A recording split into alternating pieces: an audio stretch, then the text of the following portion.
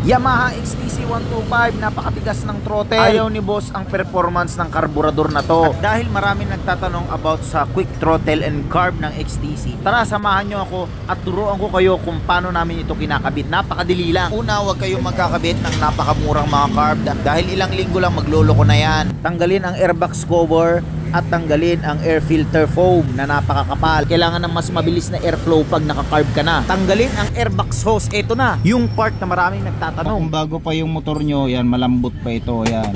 Lumuma, titigas and liliit itong butas lalo. Ito malambot pa, so okay siya. Siksik to dito, ayan o, tignan mo, masisiksik mo pa. Yan. O yan, naisiksik pa o. Yung iba, pinapainitan nila and binubuka nila.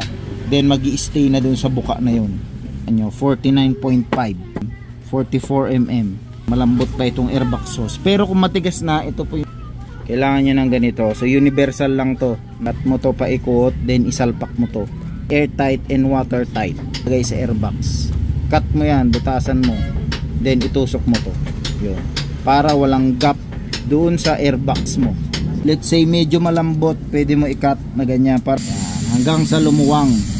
Para hindi niya iluwal palabas pag kinakabit. Para hindi mahirapan Makikita nyo dito, clamp na lang ang kulang. After matasahan ang inner hose diameter, madali mo nang maikabit yan.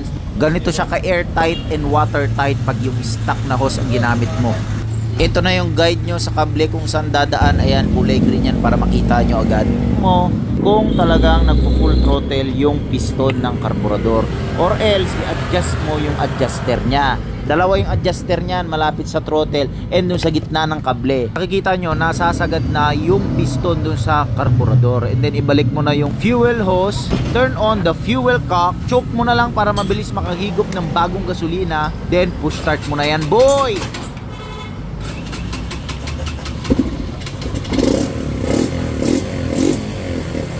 Pagkatapos nyan, itono mo na yung karburador. Meron tayong video dyan about paano magtono ng karburador. Then yan na.